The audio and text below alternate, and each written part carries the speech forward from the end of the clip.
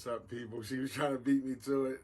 We are back. A2TP podcast, episode 56 in the building. 56. How we doing? What's up, people? It's your boy, International Walk. 56. To all 56. 56. 56. Okay. To all of our Latinos, Latinas. Yes. Episode 56. 56. Make sure you subscribe. Suscribe. Yeah. It's your boy, International Walk. It's your girl, Tosh, the co-hostess with the mostest. We are back. Episode... Bizak. Back. We are back. 56. Feeling better. Feeling good. Look who's smiling. Look who perked up. Look who face got lotion on it. Hey, you said look who perked up. That sounded a little... No, oh, yeah. Not like perked up like that. But, we don't do no shit like that. That did sound a little fucked up. I meant perk like coffee, not like perk 30. She ain't that type of person. No. And I don't think I would be like jubilant. No.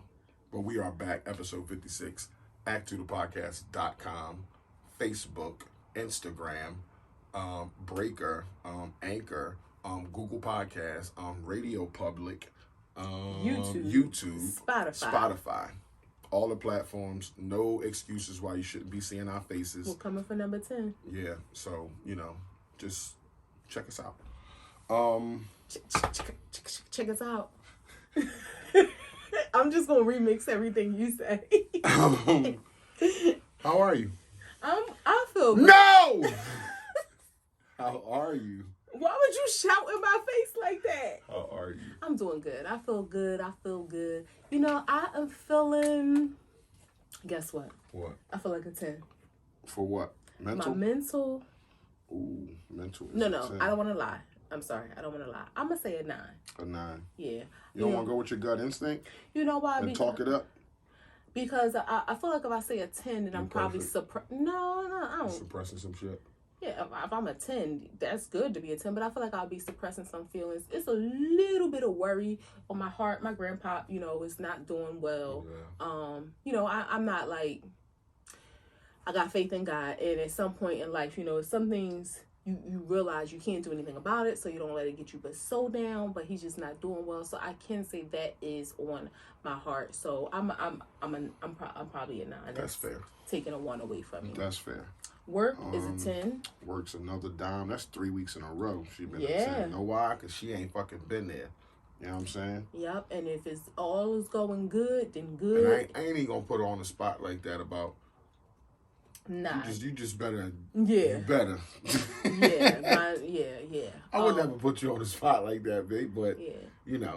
Well, we live our truths here. Guess what? Y'all know I've been on leave and my paperwork ain't go through yet. So somebody had a little teeny tiny paycheck, but guess what? Somebody has a amazing husband, and we do well in terms of our savings. So we still here, the light's still on, we ate, we got groceries, but I did get a little teeny tiny paycheck. Somebody's broke. But it's gonna all get fixed. It's gonna get fixed. What's your finances like? My finances.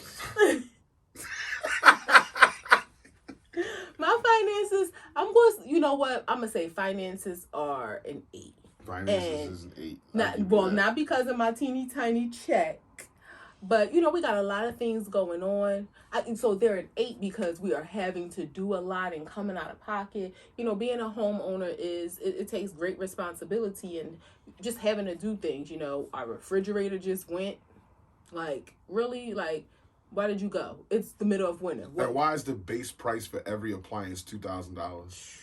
It seemed like that's just, not unless you want to go extra and pay $4,000 or $5,000. Well, no. It seemed like the base price for a good washer is $2,000. A base price for a good stove is $2,000. The base price for a good refrigerator, a reputable brand, $2,000. Well, you got to think too, babe. We were looking for we have a 3-door refrigerator, French door, yeah. So but thank God we were able to get it, and having resources. But that's why I say it's an 8 because it's like, oh my God, we got to pay for something else. But a good thing is that thank God we do well in terms of savings, and we have it. And so it balances itself out. We're not people that live by credit cards, and no shades anybody is. If you live by credit cards but you pay them, hey, I salute all to you. We just, we maintain and manage we manage our credit card because we have one in order to. This world is set up so crazy. You need a credit card in order to have good credit, but it's almost like they want you to have a lot so you can, but we don't subscribe to that. Yeah. I mean, we had conversations about maybe, doing things a little bit differently, but we don't subscribe to that. So needless to say, I'm just happy that we have the means to handle business. So that's why finances would be an 8, just because it's like, wah. Here we go again. But thank you, God. No complaining. 9, 10, 8. That's not bad. Yeah. It's a good average. How are you? No. How are you? Excuse me. Excuse me, people. I am mentally. I was about a 7, about 2 o'clock. I'm about an 8.5, 9. Okay. I just feel a little bit more. As the evening went on, you feel a little better. Yeah, feel fresher. Had a shower. Yeah, and he smells delicious right now. I mean, only I can taste them, but it is. Let me tell you, gentlemen, y'all step to the side for a minute. Ladies, y'all know a good smelling man. That is something. Not to say like, if you know me and know me personally, I don't care about name brand stuff and all that. Of course, I want him to look nice. I don't care if look nice is a shirt from Target and some sweatpants from Walmart, and some nice footwear. But a good smelling man, whoo, that is something to be valued. All right, I just had to add that in there. Go ahead. Okay. Mental. What did I say? You said. I'm sorry. You said mental. You were at about a 7. 8.5. Yeah. Work, I would say, is a 9. That's good. Finances is a 9. Oh wow, that's good. 8.5. Yeah. 8. You dropped that down. So you add. Oh, you went 8, 9, 8. Okay. 8, 9, 8. That's pretty good. That's not bad. I think that an average people about out there. If y'all did y'all y'all mental. Did y'all take this week? What was y'all's? What's y'all numbers? Yeah. Drop them in the comments. Put them in your story. Tag us. Let us know. Do a self-inventory. It helps to do a self-inventory. Just you can kind of, sometimes you might feel yourself like, when people say, I just woke up in a bad mood, or I'm just not feeling today, kind of sit back and think. I talked to my sister a week or so ago, and she was telling me she did exactly that. Like, actually, I didn't talk to her one day, and the next day I talked to her, she was saying she purposely hadn't talked to anybody the day before because she just was feeling funky. And that's exactly what she was like. I just had to kind of do an inventory and say, like, what's going on with me? You know you better than anybody else. We are big advocates for therapy. If you're not in therapy, or maybe you're one of those people who feel like you don't want to talk to somebody, or if you're in therapy and you're not being honest, you're wasting your life. Like, you're wasting your time and your somebody else's time. And when you do a self-inventory check, first thing to look at, even though it's a self-inventory check, look at the people around you. 'Cause it could be that first. It could be just you need to make different energy around you so you can be better. Well, not only that, what I was going to say, if you're one of those people who you're not honest with the therapist, then you're wasting your time and your money. But by all means, be honest with yourself. Like, if you feeling funky and you got to do a self-inventory, really tell yourself the truth about yourself. Yeah. If you're embarrassed about it, guess what? Nobody knows. It's self-inventory. You're telling yourself. If it's something you done and you like, I feel crappy about this, fix it. Nobody will even have to know, but at least be honest with yourself. Now, hopefully, if you do need to talk to somebody, you have somebody in your life, a friend, a sister, a spouse, whoever it is, if it's something where maybe self-inventory, some people are not there yet mentally, and you can talk to somebody and you need people in your life who can be honest. Like, this is how I'm feeling. I'll tell y'all, I'll talk to Toya, I'll talk to Erica sometimes and I don't want to say they take his side, but it's like, if we are going through something, and this has been a while, I might explain the situation and be like, am I tripping? And sometimes they'll be like, yes, like, you're tripping, you're crazy. And you need people like that. Now, sometimes they might be like, nah, Jay, he bugging. He's really tripping right now. When the fuck am I ever bugging? Don't worry about that. That's I can't bullshit. think of anything specific. Whenever they say I'm bugging, that's bullshit. But they will be like, you're blowing it out of proportion, or that's not that deep, or okay, get over it. But you need people that will tell you that in your life. If you just got yes people who just like, yeah, girl, yeah. No, in that that's moment, not the all people y'all you can want. saying. But you don't say that if they tell me I'm tripping. No, because they think irrationally. Oh, I ain't bugging. Why you jumping? See how she put her hands on me, right? I was fixing your hair. You jumping like I beat you. You did. Stop. All Jesus Christ. What's your wows and woes for this week? My wows is just life itself. Being on this roller coaster ride, lifing is when it's down. I mean, you only appreciate the downs when it's, you know, things are going well. But I've learned to know that it's just a part of it. It's just a part of life. So I appreciate the process and just going through what we've been going through, which she said last week we'll share in the coming episodes. But just the whole part of life. And I know I can be stressful and I could worry a lot about shit, especially when it's important shit. And but it's just a part of the process. And I'm trying to find better ways to deal with that. So that's just me recognizing it is part of my wow. You keep looking at my beard. I didn't blow dry it. Okay, I was listening to you, but yes, you didn't blow dry it, but you know how the gray hair is much coarser, so this side is kind of straight and this side is kind of tight. So I'm looking like, why is your beard looking like lopsided? That's fine. Don't put me on blast like that. What's with that hair coming out that bump right there? They can see it. You gotta tweeze my hairs when we're done. Yes, he does pluck my hairs when they come every now and then. That's good that you're learning to adjust to that. What's your woe? Well, I had to recognize it first. I just identified, what I got going on inside when those moments happen and how I feel. So now that I know, I can try to you did a self-inventory. Yeah, I can try. Other hand. I wanted that hand. My woe is Hannah. Okay, that's good. Yeah, Hannah woes. That's good to hear. What's your wows? My wow, I'll say, just very general, but kind of piggybacking on what you said, life be lifing. And that's just it. And sometimes, not even sometimes, as I get older, I'm learning to be still. I've been kind of forced to be still through my recovery, but really to be still mentally and emotionally. And God I feel like that's his message to me lately. Be still and let me work. And he shows up often. Not often, every time, over and over and over. And for me, that's just a wow. Like, I know it sounds very general, but he's just been showing up a lot for us. And I'm not talking about no giant miracles that have been happening, but just and working, just to working things out in our favor. And I'm just, what's my wow? Gratitude. That's my wow. Just extremely, extremely grateful. Yeah. My woe for this week,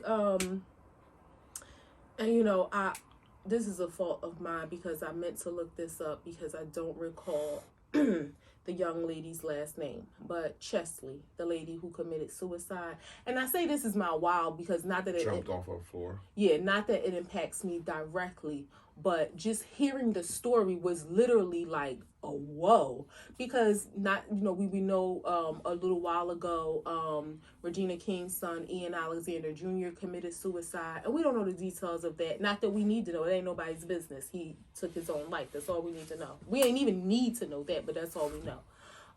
But then hearing about this lady who, appeared to society to have it all. She was beautiful, former Miss USA or something like that. She was a correspondent for a TV show. She was a model. She was a lawyer. Had an awesome career from what I hear. She was also kind of like a little bit of a fitness expert. Beautiful hair, all that to say she had, she was fairly wealthy, I guess, and living life. Not like she was some trust fund baby. She worked. All those things in life that people look to to want and to aspire to. And it just goes to show you again, we have to stop as a people looking to social media as things to model our lives after, because they're just pictures, they're just videos, there's just snippets of life. You have no idea what people are really going through. Like I always said to people, I look at social media, and I know everybody's thought is different. I look at social media as a photo album. Like if I went in somebody's house and I'm flipping through the photo album, when they having their hardest day, breaking down crying, or they arguing with their spouse, or one of their kids is sick, ain't nobody snapping pictures of that. Ain't nobody recording that to put that in the photo album. And they don't have to, because we don't have to see that. So I look, and then, you know, the same, me and somebody was joking when they were saying like, oh yeah, you know, if you only show the bad stuff, then people feel like, oh, we don't want to. You're not being real. Yeah, you're not being real. I don't subscribe to that thinking. You don't have to. There's a line between being real and transparent. And people should just find the definition of the other words and go from there. People should just take it for what it is when you see it. This is a picture, a video of this moment in life. This person could have been crying an hour before. They could be crying an hour later. And that's fine. Why would you think that people don't have hardships? They're human. Ain't nobody life perfect. I say all that to say, people think that fame and money is like the key to life, when obviously this young lady was dealing with something else. And to tie it all back in and not to go down the rabbit hole, the reason why it was such a woe for me is she jumped off a building, the 29th floor. Yeah. And when you think about the ways that people can commit suicide, it made me think, you hear often, like when people say, like, people may attempt to do it, like whether you take pills and you survive, like that. But that is one way you think to yourself, or even if you shoot yourself, you might not do it right. You think to yourself, you need that one moment of like sadness, that I hate to say courage, but literally, because you can't turn around from that. You on the 29th floor, you take that step off, you can't change your mind. And that was like a way to me to think somebody had that kind of burden, sadness in their heart and in their life. It made me just like really stop for a minute to appreciate life. You never know what people are going through. And I work with a guy named Bob, and he was a building engineer in one of the buildings that I worked in, and I did spaces in. And we spoke to him for years. He opened doors for us, you know, what the building engineers do. He used to tell us where we can put our dumpsters and all that, like, you know, just where the good food spots around the neighborhood. And I remember one time we got a call that Bob went up to the 9th floor of the building, took the elevator up to the 10th floor, came down, walked a flight of steps, and went to the 9th floor and jumped down the elevator shaft and killed himself. So, I mean, I say that to say, like, you never know what people are going through. And I put something in my story today, or this week, for people to see. I seen a post where a guy was saying, we put alarms on our cars, we put alarms on our phones, we put alarms so we can wake up, we put alarms on bank accounts so we can know if somebody's doing some fraudulent shit. But we don't put the alarm on our mental space, like to know when some shit is going off. Like you alarm everything outside, but nobody alarmed the shit that's going on inside. And I just thought that what he was saying was poignant, because we don't. Like, a lot of people ignore that shit, and then you end up with people like Bob and the girl who jumped. What it got to take for you to jump from the 29th fucking floor? What it got to take from you to jump down an elevator shaft? Like, what pain are you feeling at that moment? And the only thing I could think of is, like, your spouse is dying of cancer, you lost your kid, something, you lost your mom or your dad if you were close to him, something of that magnitude where you got this immense hurt on your heart that it's over. And the premeditated, that's what, when Bob, he did it, it was like a wow to me, a woe to me, because it was like, damn, the thought of, I'm doing this right now. I am going to take the elevator to the 10th floor. Think about it. I can't go to the top floor, so I'm going to walk down the bottom steps, go to the 9th floor, so it's free down the bottom, and jump. Yeah. Like, the thought behind that shit. Yeah, and I thought you were about to say premeditated, but I was going to say, for me, I think one of the things, and I know we have some psychologists or those who are in the mental health field. If you have any comments, then please share. I think one of the things that people try to think they know, but that's the mystery behind it. Because it could be premeditated, or it could have been a moment that person woke up that morning and said, I just can't take it no more. Like, I don't, like, that lady could have literally woke up out her sleep and in 5 minutes been dead. Who knows? But it's conflicting for me with Bob, because it's like he was at work that day. This was a thought he had. Like, just imagine I'm going to take this elevator up. So it's like you have, 3 to 5 minutes to think it through. Because you got to ride to rationalize it maybe a little bit. I see what you're saying, where if you just woke up and just did it. I can't take it no more. Because I'm in that emotion now. But my man was at work all day, talking to people, doing shit. And then at a certain time, it was just like, okay, I'm about to do this. And then I'm doing it, and that takes a moment to do. And again, it's one of them things too. It's like, once you step off that ledge, it's a done deal. It ain't like, oh, maybe I didn't take enough pills, or maybe I feel myself fading away and I can hurry up and call 911, or maybe, somebody will come in and they'll catch me and resuscitate me. It's a done deal. And I don't want to get into the gruesomeness of it. But I do want to say, we have to remember as a people to be kind, treat people as you want to treat people.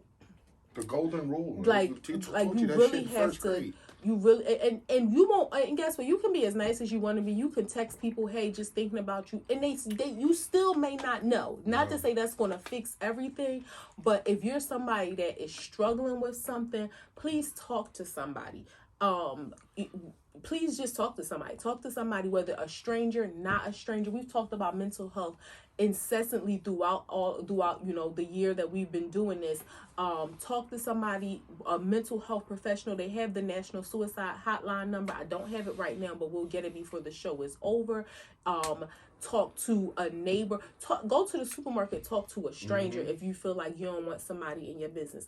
And I'm gonna say this, and I was hesitant in my thoughts as I was saying this, but I'm going to just put it out there. If you know me personally, first of all, I don't tell nobody business. That ain't even my style. If you're going through something, I hope it's not like 2:00 in the morning, because I'm not going to answer. But if you're going through something and you need to talk to somebody and you know me personally, you can call me. Like, I would just hate to hear, you never know what people are going through, but for somebody to feel like they're alone and they don't have anybody. I ain't no mental health professional, and I don't have no, degree or any of that, but I have some resources that I maybe can guide you in the right direction. We can pray together. We can talk. I can listen, but hopefully you have somebody in your life, a friend, a neighbor, a stranger, the person at the market, the mailman, dial a wrong number and somebody answer and just talk to them.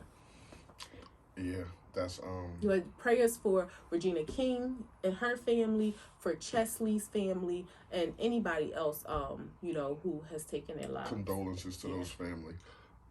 Starting off, that was our wows and woes, right? You got your wows in, got my woes in. I just want to put out there that what is for you will be for you. That is just something that I'm grasping onto, learning, and I feel that way about the lifing that we've been doing. Things that people strive for, whether it be job promotions, money, if that's your thing, you want to make money, a hobby you might do, just keep working at it, and just to put that in the air that what's for you will be for you if you keep working at it. If you want it that bad, pray about it first. But I feel that way about life, the stuff that we've been having going on. Podcasting, I feel like that about the way I come to the table here. I love doing this. It's getting easier for me to do. Not that I want to take that's gonna make me slack. It just makes me feel like I'm in a comfortable spot, and this space is for me. So just the people out there, if you want something, if you grinding after something, if it's for you, it's for you. If you're searching after a job position, if you're searching after a house, if you're searching after an apartment, if you're searching after anything, pray about it. But if it's for you, it'll come to you. And if it doesn't, don't take it as rejection. Maybe just take it as redirection. God knows. But he's got to be involved in the plan. You can't just go after shit, and not have no God in the plan. You put God in the plan, it's almost like a short shot. You just got to wait your turn. I felt like that was about to be a song. Wait. No, because I was about to get into it. Okay. I know everybody gonna start smiling. Nick Cannon. We're gonna do some evergreen material. That's what we call it in the business. Evergreen material. You know, let's do some evergreen material. Explain. What is evergreen material? Evergreen material is just like everyday topics that people talk about. You know?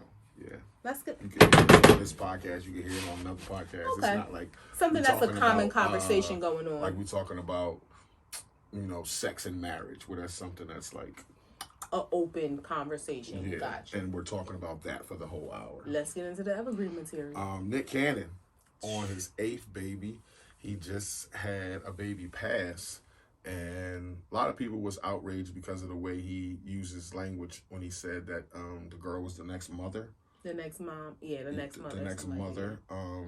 And some people did have, even you had some outrage, like, why isn't, you know, none of these girls the next girl? Why isn't they, none of them? Not outrage. I was a little annoyed, but I wasn't. Yeah, I'm not going to say outrage. Yeah. That's a strong word. Yeah. You was a little ticked off. Yeah, I just felt like, So why ain't none of the girls, you know, his girlfriend, his fiance, his wife? And is it something deeper to soil your oats like that anywhere you want to? I said soil. You said soil like he pooping on himself. So your oats like that anywhere. I'm not a, you know. Okay, I got you. Bible scholar. But some people got some issues with it. I don't. I mean, I don't think you should be having kids like that. I think he's fucking crazy for that. But I don't think he should be demonized because he's having babies. He definitely shouldn't be demonized. But wait, you said you don't think he should be having kids like that. You think he's crazy. Why? Because he can't be there for them, all of them, the way you would think that you need to be there for a kid. There's 8 of them. They live in different cities, different states. So okay, I thought you meant the number of children, not the current dynamics. Okay. No, you just can't be there for each child as you would want to be. Yeah. I mean, you kind of spread thin with 8 in different states. You got jobs, you got businesses going on.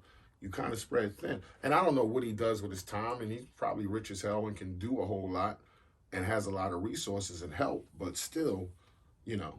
Yeah, when you compare that kind of dad to the dated a guy who trying to be there every day, do homework, you know, help his kid with any tying his shoes, you know, eating and that kind of shit, then he probably misses a lot of that stuff. Yeah, I mean, my thing is this. Like you said, I wasn't outraged. I wasn't, and I definitely don't think he should be demonized. But I do think that it's concerning, and it's really nobody's business. But since he's putting it out there, I would like for him to give some insight into what is the game plan? What's the end game? Like is it like, okay, I'm just living life, having fun, busting raw all over, and this is just happening and I'm okay with it because I got the money and the women are okay with it? Are there other I didn't even think of, which is so stupid of me because this baby's involved, but I didn't even think of, that's a lot of raw sex. Yeah. I mean, and the thing, the women, it's 2022, nobody, you know, maybe that, but maybe they are going to get tested prior to engaging in situations. I would like to think that they're being responsible in doing that. But are there other women? Is this just like, I'm having fun, these women are getting pregnant, we are agreeing to keep the baby, and here's number 8, here's number 9. Well, I don't, to get like tested before relations. I would hope so. Really? Yeah. Okay. I would hope so. That people. Do people you know do that? Well, I don't know. Yes, in 1 or 2 situations. In other situations, I don't know. And then most of my friends, associates, acquaintances are married. So not to get too deep because I don't want to put people on blast, but your sisters are single. Would they act something like that? Yes. Okay. Yes. I'll just leave it at that. Yeah. Yeah. So that's what I mean. So I would hope he is finding himself doing that. I think in this, like you said, it's 2022. And you crazy to be out here messing with somebody. And but I didn't know that was the thing. Like we about to do it this weekend, but you know, on Thursday we're gonna get these tests. Yeah, let's go together. How about that? How sexy is that? We sat across each other. Would it be like, nah, let's just use a condom? Now I'm very concerned. Now I'm very concerned because you don't want to. Like, nah. Because my thing is this. Okay, you don't want to. Are you hiding something from me? But then you don't want to. You don't care if I have something. No, I don't want to because there's a chance you could get pregnant. And I don't want to get you pregnant. So let's just use a condom. Okay, but let's be grown about it. Which nullifies the AIDS test. What about herpes? We don't have to kiss. Who's having a relationship without kissing? We're about to have sex. We're not about to have a whole 10-year relationship. Even if we have sex one time, I hope it's a kiss involved. Yeah, but we from the school of you don't just like kiss anybody. And nowadays, you know, with herpes and Valtrex and people's pockets and pocketbooks, you can't just be kissing people. But we're talking about two different scenarios. If you meeting somebody in a club and it's just a pop, pop, pop, then you probably ain't thinking about testing. You probably ain't kissing, I hope. But if we're in a situation where we've been dating and, you know, we're a little bit into this and now we've decided that we maybe want to take that next step and sleep together, I hope by that point you're kissing. But why do we have to...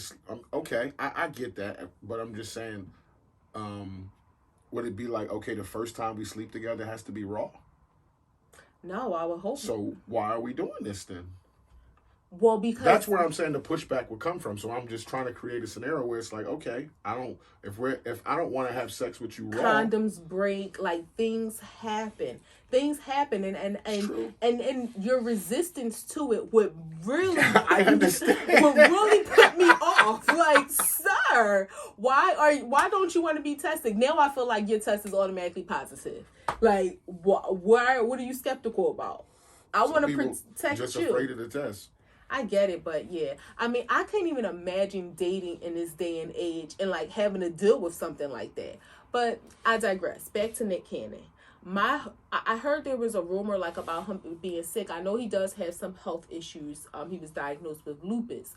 And like, you know, he had this plan to have all these babies because of him dying, which I thought I also heard him deny and say that wasn't true.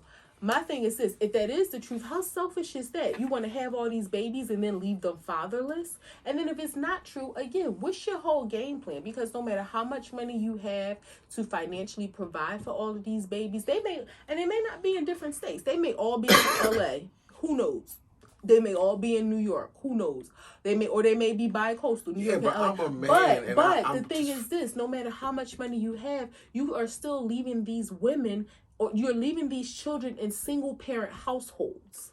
They may not be a single parent where like they have another parent in the child's life, so you're not doing it all by yourself, but they're in a single parent household, which is I thought something that we as a community was working towards getting away from. Especially his message is all about family and black people together and all that kind of. He kind of stands for that, but I don't think he's not being I'm not being judgmental, but it just doesn't look like he's living that. Yeah, and he says that he's with his kids and he loves them and he spends time with them. All well and good. But that's great. But you could spend to compare you to the average man who got 2 kids and go to work every day, who spends every day with his kids, like waking up with them, like, teaching them to ride a when bike, they're sick, and don't have to fly in because they got a fever, and you got to be like, all right, let me jump on a jet and fly, however long to go. Or like she said, they might be in the same. You might be, maybe you can drive, but still, it just seems like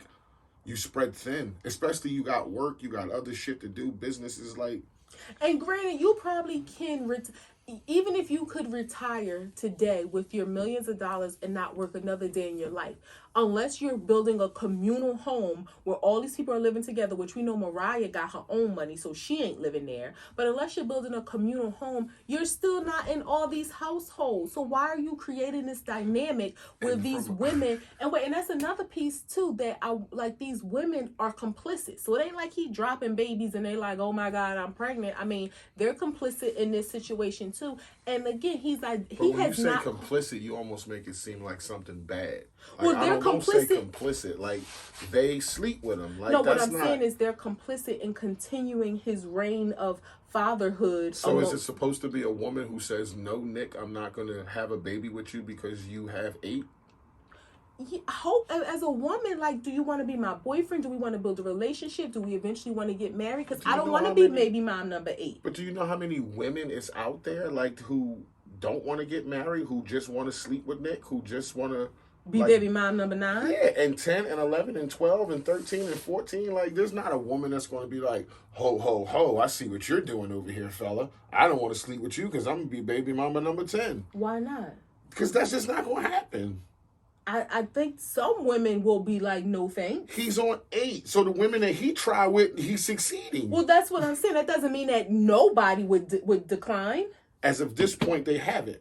How do you know? All we know is the ones who have agreed. We don't know who's been in between. Well, no, we're not talking about that. I'm talking about the people who agreed. It's 8. It's 8 out of how you think that's the only women who he's been in a relationship with? No, but I'm just saying he has to want to have a baby. He has to want to put himself, he has to want to release inside of him, trying to be not as graphic. He got to bust a nut. Okay, he got a nut inside a woman to get her pregnant. So maybe he ain't doing that with everybody, and he only doing it with people who allow him to. Or maybe some women are saying, no, I enjoy our time together. I don't want to be another baby mom. Okay.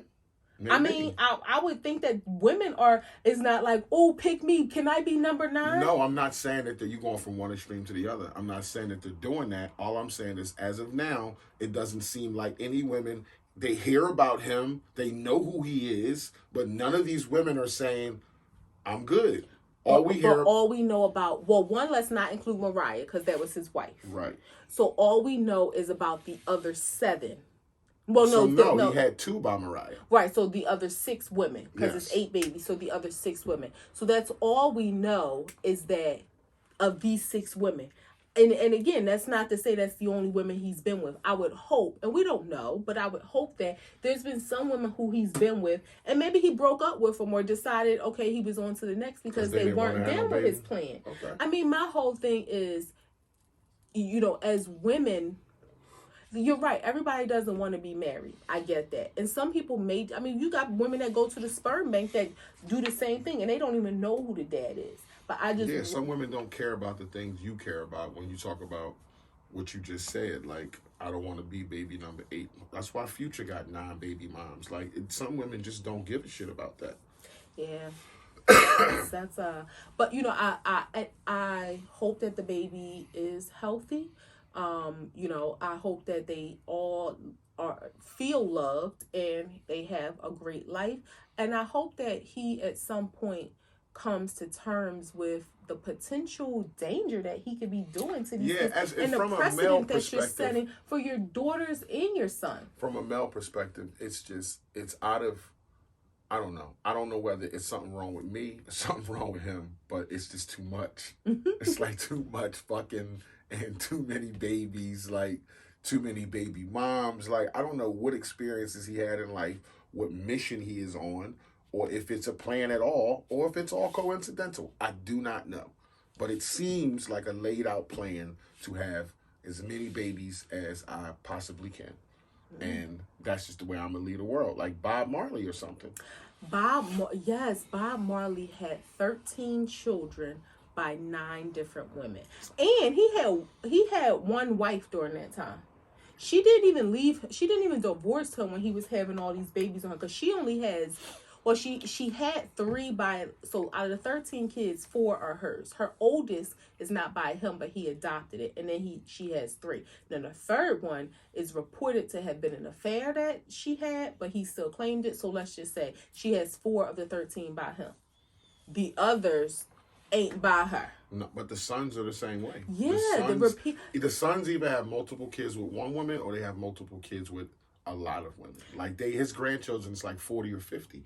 Like he has like 40 or 50 grandchildren. It's a lot, because I know, like, you think about Rohan, who's Lauryn Hill's kid's father. He has 2 kids that's older than Lauryn Hill. So that's one baby mom. Then Lauryn Hill had 5 or 6, and then he has some other ones. Then another one of them, and I forget which one. I think it's Ziggy Steven, who is Ziggy.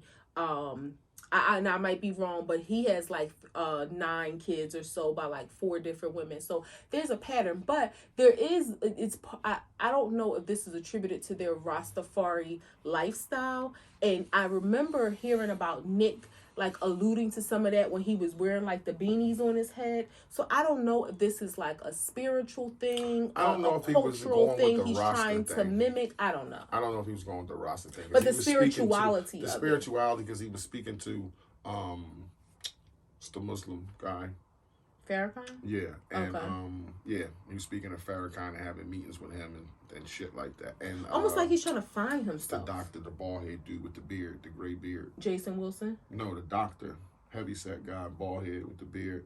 He's like a psychologist. I don't know. Can't forget his name. Okay. Black guy? Yeah. Okay, I can't think of it. He treats a lot of sports stars. Like okay. He's a psychologist for like the NFL, NBA. A lot of NBA players. I'm not familiar. Maybe he's in the thing. Maybe he's trying to find himself. I do know that Nick Cannon, and I don't know what his parents' situation is. I recall reading or hearing that sometime. His father was very much older, an older gentleman, because he has a brother. Like if Nick Cannon is 40, his brother Reuben Cannon, who's also very well known in the industry, he's like 20 something years older than Nick Cannon. So their dad is much older. Maybe he had a lot of kids. That's fucked up when you like that's probably a hell of it. I keep thinking about DC Youngfly, who used to say, "Damn, it was fucked up because when I was young, 15, 16, my homie's moms was like 35, 40, and my mom was 62. Yeah. It was like, damn. Yeah. That's like, yeah. Like, that's a big age difference. Especially, you had a baby late. It was like... Especially if you don't have like a lot of siblings. Like, I have a friend who, she's a couple years older than me, and I think her mom is 80, but she's like the youngest of multiple siblings. So. Next story. I don't know if I'm saying his name right, but Julie Devano and Marissa Yorano, the two nurses that was locked up for selling the fake vaccine cards. Wow. They had found a ledger in their house that said they sold $1.3 million in fake vaccination cards. I didn't know she was making them.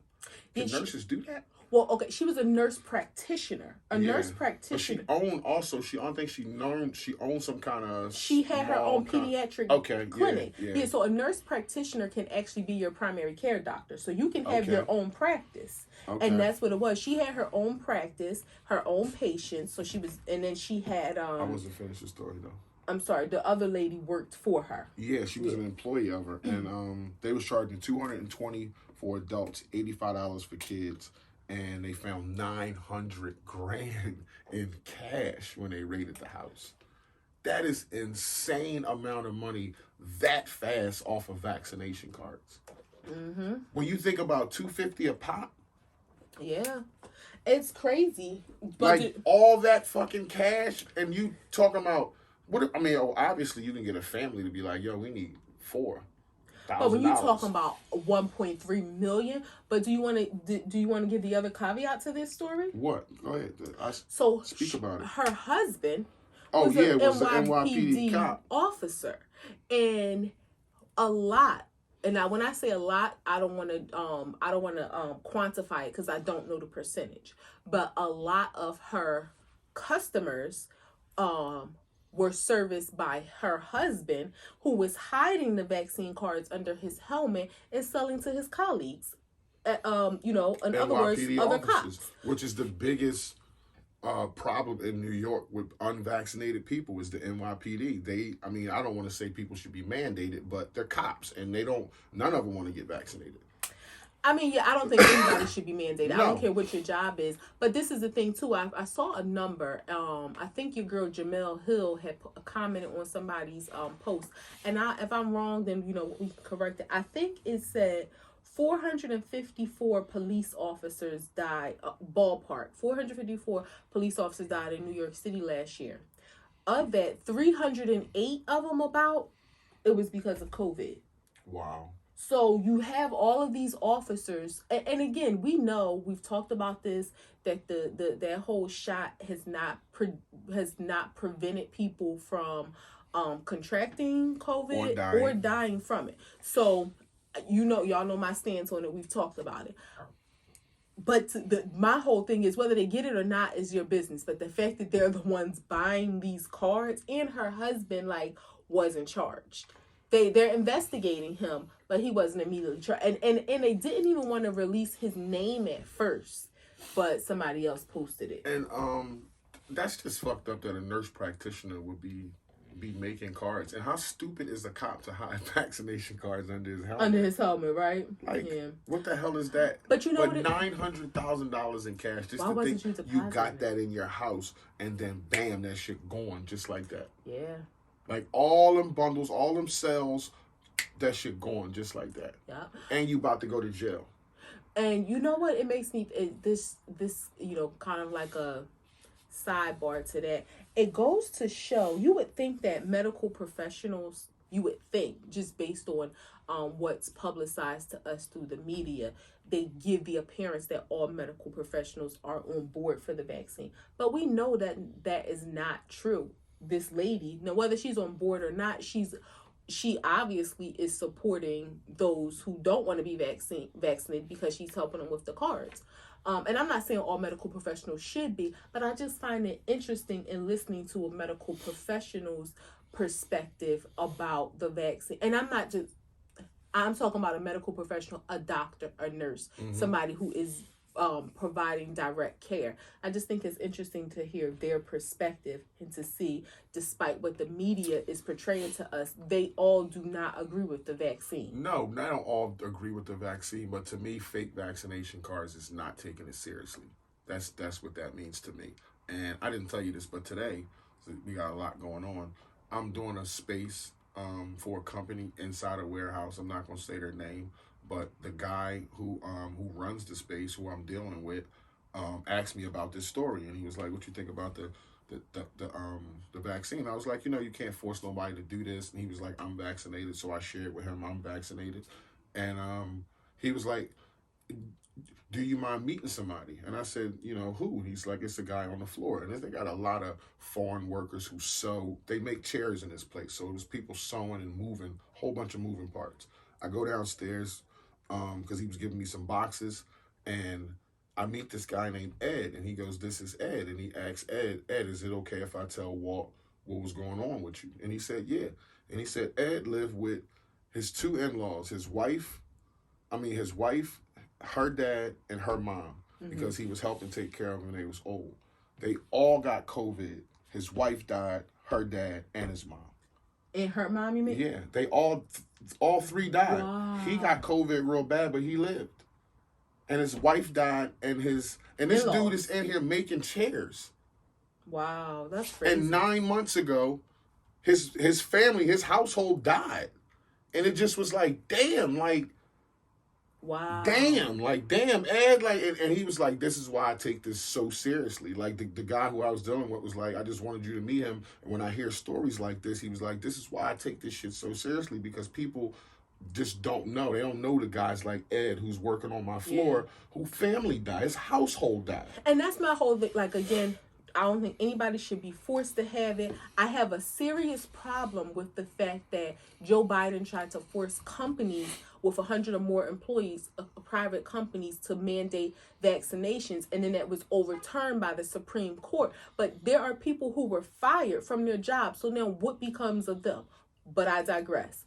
I don't think that people should be mandated to have it, but I do feel like if you are a person who don't believe in the vaccinations, that's fine. But you have to realize it is a serious virus. And I hear people saying, "Well, people talk about, oh, it's serious." We know it's serious, but you have to, just because you just got a cold, you just got a few sniffles, and then you were fine, the person that you might pass it to, it may attack them in a completely different way. So if you don't want the vaccine, fine. But I think you should still wear your mask, and you should still take proper precautions for yourself as well as for others. You can go out there, be partying, doing whatever you're doing in life, and what you bring it home to your child. Like, you never know how these kids are going to respond to it. It's just, and I'm going to tell you all this, right? I've never been diagnosed with COVID. And I think we might have talked about this before. Never been diagnosed with COVID. We know COVID hit the streets, quote unquote, March 2020. But leading up to that, in December 2019, I became extremely sick. The doctor said I had the flu. I had to wear a mask. I came home, he's like, "What the hell you got a mask on for?" This is what the doctor told me. Mind you, this is 3 months before COVID hit the streets. They gave me all this medication. My sister's a nurse. She's like, why the hell do you have all this for the flu? I'm like, this is what the doctor told me to take. I say all this to say, I got sick from my niece, right? And I remember the day I got sick. She was sick, so she was going to my mom's house. We literally crossed paths for like 15 seconds. And she had like sniffles and a cold, wasn't going to school. But that in her little body transpired in me with me being completely out of it. So that's just an example of one person having sniffles or, oh, I feel tired, I'm lethargic, or I can't smell or taste for a couple days. You don't know how that's going to transpire in somebody else's body. You don't. So she said all that to say we don't know how it's going to affect each other. And that's like the third time she told that story on the show. So, well, you might not have seen it previously. That's the third time. But, you got to remember stuff like that. And she said all that to say you never know how it's going to affect each person. So if you don't want to get the vaccine, fine. But please protect yourself. But just take it seriously. Moving on to the next thing. The GOAT retires. Tom Brady retires.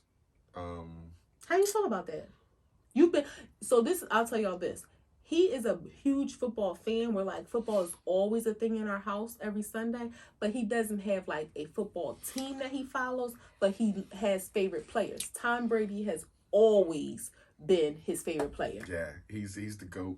10 Super Bowls he's been to. He won 7, with 6 with one team, 1 with another team. He's been to 12 Pro Bowls. He's got 8 All-Pro teams. He's got 5 NFL MVPs and 5 Super Bowl MVPs. Like, that shit is never going to be done ever again. And he's in that rare air of GOATs of people in their craft. Like, it's like my top 5 of winners and best athletes I've seen in my lifetime. Wait, so you said of winners and best? Winners, best athletes, people who won championships, and like the athletes I've seen in my lifetime. Now, there's people like Bill Russell and Muhammad Ali, but I've never seen them box or play basketball. So who's your top 5? So it would be Tom Brady, and not in any order. Tom Brady, Serena Williams, Tiger Woods, Michael Jordan, Floyd Mayweather. You know what makes me feel good about that? Hold on. And the caveat is Kobe Bryant. But he after thinking about it, he got 5, and he's like Mike 2.0. So I kind of seen Michael Jordan and then Kobe Bryant, but it's kind of hard. I got to put Kobe on like a little asterisk on the end of that. But Tom Brady with 7 championships. Serena Williams has 28 Grand Slams or some shit like that. Tiger Woods has like 19 major titles he's won. Michael Jordan is 6-0 in the finals. Never went to a Game 7. And Floyd Mayweather is 50-0. Like, those people are better at what they do than anybody else on the planet is good at their do. Yeah. It's like they're just beyond good at what they do. And the fact that 4 of them are black makes me feel good. If you had to, okay, I know Tom Brady is the greatest football player.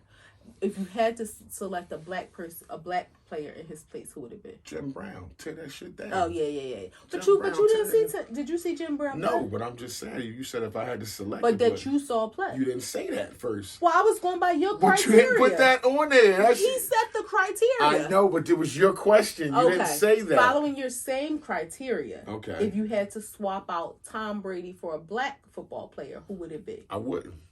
But if you had to swap him out for another black person, then it would be Kobe. Yeah. Kobe would be the 5. Yeah. Okay, I mean, we leave the 5. I just was curious. But I wouldn't swipe Tom out because of distance travel. Tom was the 6th round pick. No expectations at all being a 6th round pick. They don't even think you're going to make the team. You're the 199th pick out of 246. So nobody wants you. Do you think that fueled his fire? Hell yeah, he's always said that. But to carry that chip on your shoulder for 22 seasons and win that much, like, there was tens of thousands of football players before Tom Brady. Tens of thousands. There were Super Bowls before him. And nobody has been to 10. Nobody has been to 10. Like, I don't know if you know how hard that is to do in football, but it's super duper hard to do pretty hard in football. So, if you had to name top 5 people you've seen in sports, who would it be? Give it a shot, Natasha. Top 5 that I've seen. You've been sitting there while I'm watching sports, filing your fucking nails or talking to me or on the goddamn phone. You got no sense of who these people are? So I would say Floyd Mayweather, and I'll also say this: I'm not a huge Floyd Mayweather fan. Like, in terms of watching his fights, I feel like they're not enthusiastic. Yeah. You know, like, he's very defensive, but he's great. That's the key is not to get knocked out, and he's the greatest at that. So I would say Floyd Mayweather. I would say Usain Bolt. And I'm going by people that I've watched. That's a good one. Yeah. That's a good one. I would definitely say Usain Bolt. I would say Serena. Okay. I would probably say... Got 2 more. I'm going to say LeBron. Okay. In the sense that... No. Yeah, I'm going to say LeBron in the sense that I've watched... Like I know Jordan was there, but I can't really say I watched Jordan. I was young, so I've watched more LeBron than that. Yeah. So and then I think I would have to say Tiger, like over Kobe. I mean, but again, Tiger Woods, y'all. No. I think because I was trying to think over Kobe. Bean. Just give me okay. No, I would say Kobe because I was around for his career. Like, again, I ain't really watch it, but I was around for it. But you know what Mamba fucking mentality is. Yeah. You know what the Black Mamba is. You've seen him win. Yeah. You've seen the championships. Yeah, and then I really can't even say Tiger. You probably didn't watch the season but you've seen me watching. I've seen the Kobe accolades. Won again. Yeah, like, I've seen the confetti. Kobe won the chip again, babe. Like, look. Yeah. Yeah, I've seen the confetti. I've seen the accolades. I've seen the greatness of it. But yeah, drop y'all top 5 athletes in the comments. Let me know. Mine is Tom Brady, Serena Williams, Tiger Woods, Michael Jordan, Floyd Mayweather. Hers is Usain Bolt, Floyd Mayweather, Serena, Kobe, and LeBron. You thought I wasn't gonna have 5 for you. Well, you look like you didn't gonna have 5. I had to really scrape that up off your ass. I did. I had to really think about it because I mean, I was thinking about players that I see that are good now, but I just I don't really pay attention. Right. Sports ain't my thing. Whoopi Goldberg got suspended from the View because she said some bad stuff about the Holocaust. Yeah. I hope that's not offensive to people because of the way I said it, the Holocaust. But go ahead. Yeah, the thing is, do you know what she said? Mm-hmm. Okay. She said that it wasn't based on race, like it. But you didn't read the whole quote, so that's what most people do. She said the Holocaust is not based on race; it was based on one man's inhumanity to another. Yeah, and I think that is that's you can't just leave off that part because I think that's the part that peppered people up. Yeah, and you're right. It makes it like she wasn't in any way justifying or trying to change the horror of what happened. And I think it's one of them things. But just to say that it was a man being mean to other men is just insensitive.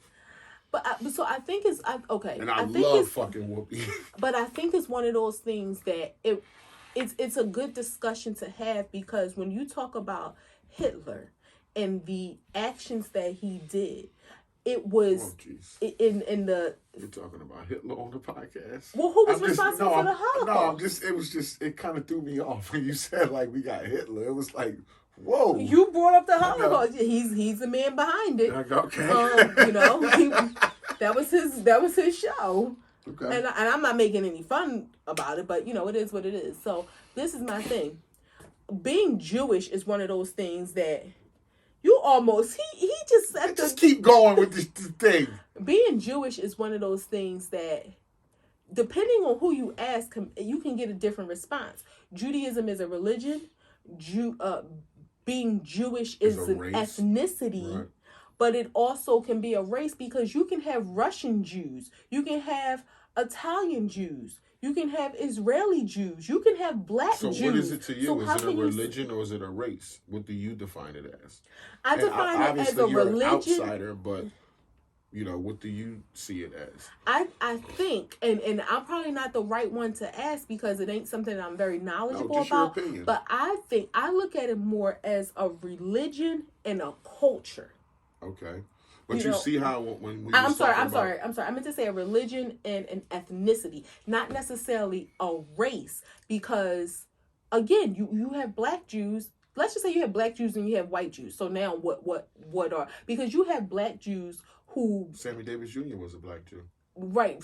Religiously, he was a Jew. But then you also have people from Northern African countries where they believe that Jews from the Bible came from that region. So for them, it's not about being Jewish in terms of religion. They feel like their birthright is Jewish, but they look like us. When some people can say, or Caucasian people can say, well, not Caucasian, because that nullifies my point. When we was talking about Kim Kardashian the other day, and I said it's almost like she's not white, but in our society she is. Jews do the same thing. Like, they say they're not white, they're Jewish. So that's where we're like, That's why I said it's one of those controversial things where, depending on who you ask, the response could be different, and they could feel like they are very much justified in their belief in how they identify themselves as a Jewish person, whether it's their race, but so I think this is one of those situations where her words probably didn't correctly reflect her thoughts. I don't think she was trying to minimize what he did. She's smarter than that. I think what she was saying is, I think what she was saying is, when we talk about racism and we talk about systematic racism, like the Jim Crow era, things like that, where the pure intention of, let's just use the Jim Crow era. We know the pure intention was driven by racism, like the superiority mindset of white people over black people. It was pure racism. I think what she was trying to say is the Holocaust wasn't so much about racism. It was just about inhumane hatred. So not to say that how he carried out his actions. But for the people who feel like being Jewish is a race, that's insensitive. I get it. You just said that. There's a large group of Jewish people who feel like it's our race. So when she says the Holocaust isn't about race, it's about one man being mean to another man, that's insensitive. I get it. To that group it can be identified as being. Now, what pisses me off about the whole situation is you got these people who are saying, "Oh, she needs to be fired." But when you have situations like some of those other people who have been on The View and they have, given statements that were racist or just, weren't politically correct, it was like, "Oh, this is a teaching moment," for them to be educated. Okay, let's extend grace across the board. I don't think she should be fired. You have to extend grace across the board because I don't think she should be fired. I agree with you, but I look at everybody's perspective and try to understand everybody's perspective. And I do, if that was a white woman who said something not even intentionally bad about a black woman or a black person or something to that effect, she would be fired. Like, black people would be up there and be like, she should be fired from the job. No ifs, ands, or buts about it. She should be done. And I feel if Whoopi did something like that to offend somebody, I could see a group of people wanting that same, have that same kind of energy across the board. Because if that was a Elizabeth up there, and it doesn't even have to cut as hard as that, if she remotely said some shit that was fishy, people would be in outrage, especially black people. And that's just the truth. I'm not saying one's right or the other, but I understand how everybody can make comments like that. Yeah, I mean, you look at it that's like somebody saying Derek Chauvin, him killing George Floyd wasn't about race, it was about hatred. And you say let's not dismiss the fact that it was about race, but I get it saying that I get the point of saying, I think in her comments, maybe she shouldn't have said that it wasn't about race. Maybe she should have said in addition to or so. But once the words come out your mouth, you can't change them. You can only apologize. And she did apologize. Yeah, she apologized immediately the next day. I mean, when you know you're wrong, and you apologize immediately. And obviously she felt I was wrong. Okay, people she could see how it could come across wrong, but I don't think there was any malintention behind it. Yeah, I agree with you. I don't think she was trying to stab or poke the bear. No, at all. Like you said, her words just didn't reflect her thoughts. What's something you absolutely can't live without? You. Something. Water. Oh my God. Is water not a thing? Yeah. You want to go with water? All right, you're done. What? Like. Something that I can't live. So I didn't know whether you were talking about like something tangible, like a chapstick, or this is the problem when I ask my wife questions. Even when we have regular conversation, this is one of the things that I feel can sometimes stunt our communication. Doesn't necessarily always, but sometimes it can, because I'll say to her a simple question and she'll ask me 5 questions about the one question. Well, because I just thought that was very big. And then it'll be like, well, what's up? She's like, I need more detail. Okay. Something I can't live without, just one thing? Yeah. What's one thing you can't live without? Like, if you had to think, what can I go without the rest of my life? Like a thing. Not me, not love, not a hug, not a kiss. Like, what one thing? Does prayer count? Or it has to be like a tangible thing? Mm-hmm. So I would say water. So you would just surround yourself with bottles of water. I mean, if we just, you are a whack that's what we talking about. Like, yeah, water. I mean, chapstick, maybe. This is my girl. Mine would be air conditioned. Really? Yeah, I don't think I could go the rest of my life in heat and shit like that without air conditioning, knowing that there's air conditioning out there. I've had a taste, so can't never now be you hot like, again. never wanted to go and away. Be thinking, what are we doing here? Nobody cutting the air on? Just be naked. Nah, you still like sweltering hot. But see, if you had water, you can like pour water over you. Okay, so you would go with water. Cool. Yeah, I'm gonna say water. What's your favorite phrase to say? Woo child. That says a lot in of itself. Woo child? Woo child. I hate the way that is written on social media. All right, me and Toya talk. We can say it, and it can be used in so many different phrases. If something is funny, if something is sad, if it's scary, if it's a picture of a good-looking man, if life is lifing you, if life is blessing you, whoo child. And you just got to know the context depending on your audience. So that's my favorite phrase. Whoo. Mine is, you got the game fucked up. I love to tell people that. I'd say that 35 times at work every day. Really? Yeah.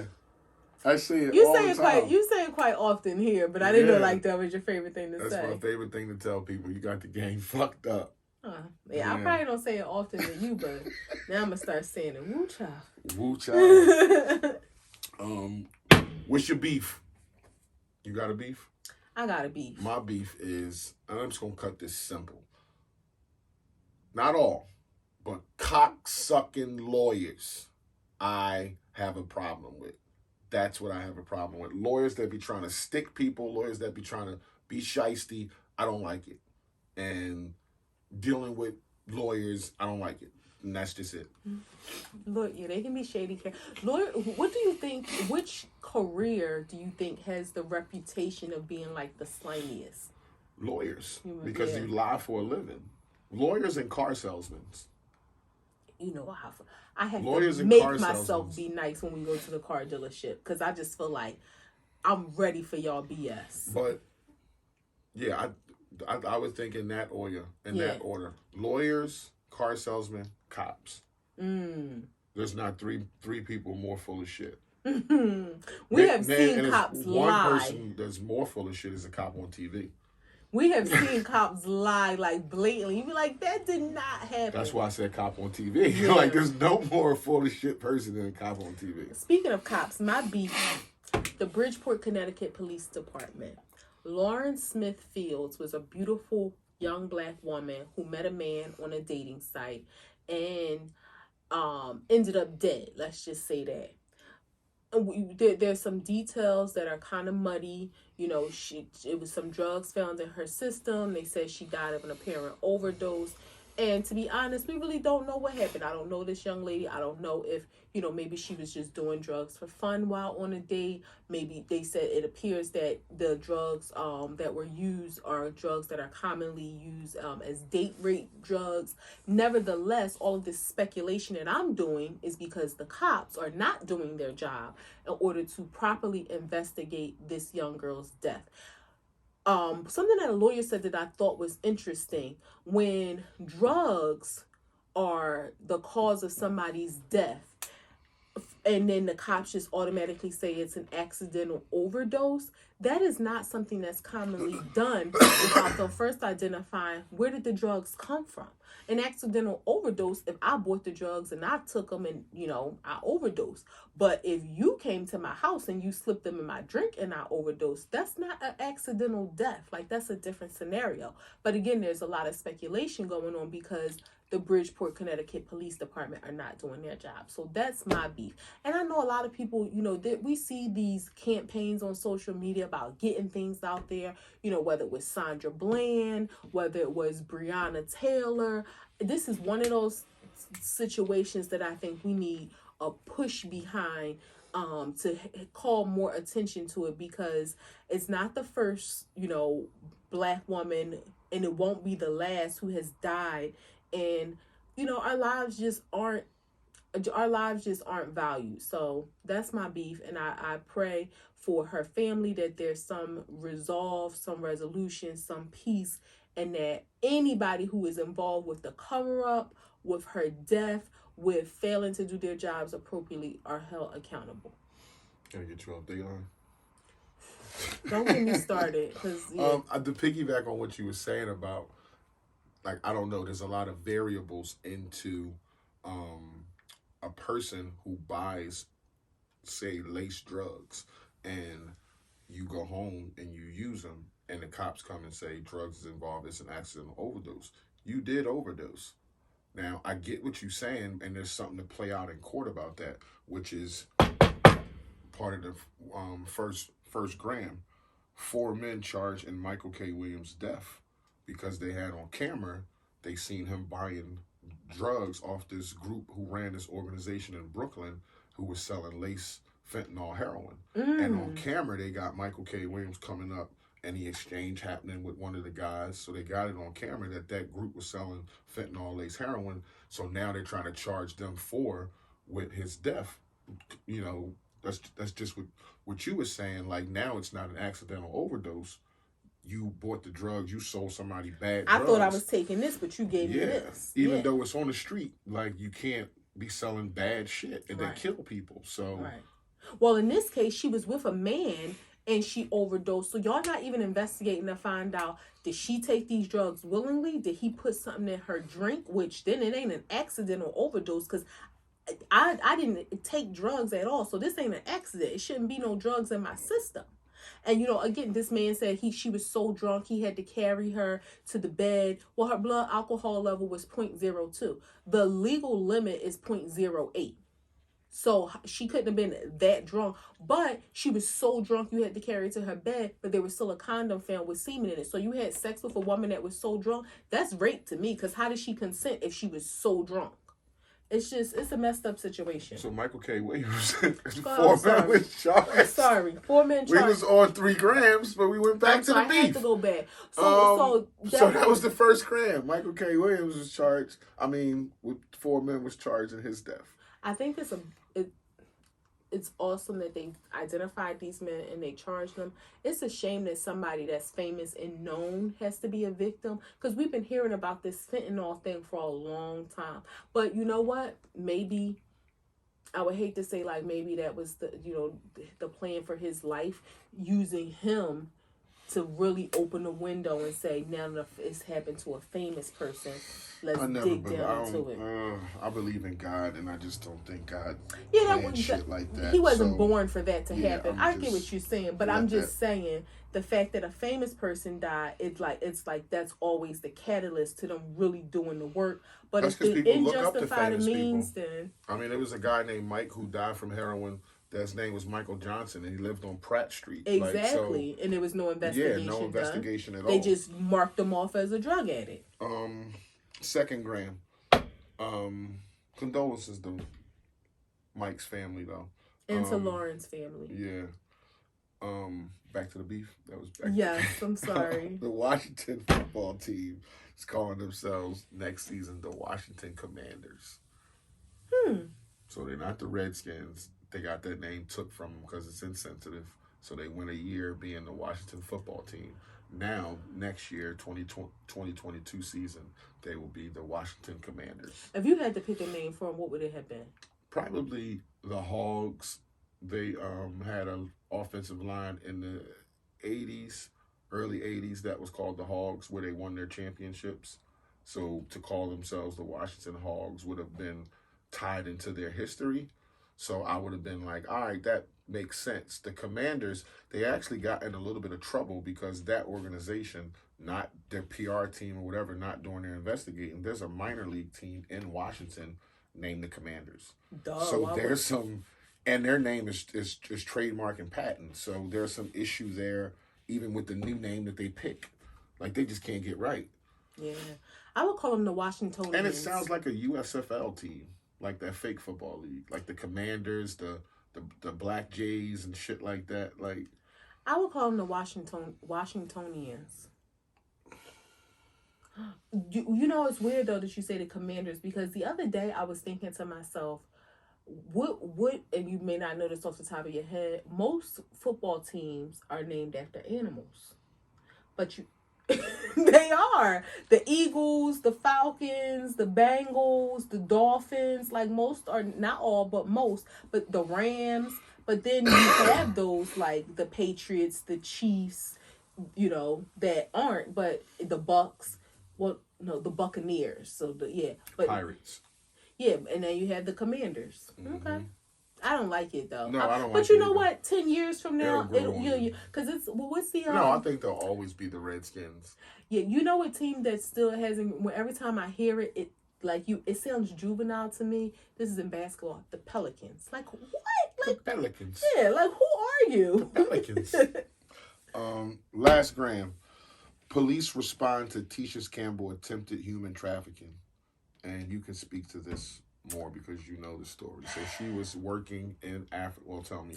It was Brownsville, Texas. Now I found out. I thought it was in a foreign country the way the story was first written. This is why people got to do their investigation and do their legwork. She didn't say at first, but the Brownsville Police Department responded. So she was in Brownsville, Texas, and called a cab, a car service. Somebody gave her a number, not like this is the phone book number or this is the front desk number. Somebody slipped her a number and said, this is who you use for cab service. She called that number. Car shows up with driver, man in the back. Man in the back gets out, say, get in the car. She said, no, no, no. He said, get in the car. She said, no, no, no. He tried to get her in the car. And then the man in the front was like, well, you can sit in the front. She said, no, no, no. And I'm not getting in the car. And I'm sure she threw some obscenities. And she went back in the hotel and she went to the front desk. Now, the man who originally gave her the number, he wasn't there. So she asked the lady at the front desk, like, what's up? Like, you know, where's the guy? This the number he gave me. And the lady looked like, why would he give you this number? She works at the front desk too, so she probably is familiar with the number that's typically provided to patrons when they ask for a cab. She was like, why would he give you this number? Almost as if to say, like, what the hell is this? It's the butt-naked number. So she felt like she was trying to be trafficked, and the cops responded. And I didn't like their tone in their communication, because it was like, you know, we found out about this through social media, not through the channels that we thought would be taken if somebody thought that they were being almost as if to say, like, you ain't called a cop. So it was just very condescending to the fact that she didn't report it to the police, but I still believe Gina. I do. I believe it. Things happen that the cops aren't always aware of. Just because y'all weren't able to track or find or confirm doesn't mean that she's not. Her experience was her experience. Doesn't mean that, it didn't happen. Tisha Campbell. I know, but she's Gina. I know, but she don't do Martin no more. But she always gonna be Gina. Pam and Gina. All right. I believe Gina. A2TP podcast, wrapping up episode 56. Where can you find us? You can find us on A2TPodcast.com. You want to know where else you can find us? You can find us on Spotify. You can find us on Facebook. You can find us on YouTube. You can find us on Breaker. You can find us on Anchor. You can find us on Google Podcasts. You can find us on Radio Public. You can find us on the Gram. No excuse. Subscribe. What episode is this? 56. 56. Make sure you subscribe. Episode 56. Make sure you subscribe, share, like. Appreciate y'all. The questions we ask, make sure y'all leave them in the comments. Make sure y'all put them in y'all stories. Tag us. We want to know. That's it. A2TP podcast, episode 56. If you fuck with us, you fuck with us. If you don't, you should. Peace.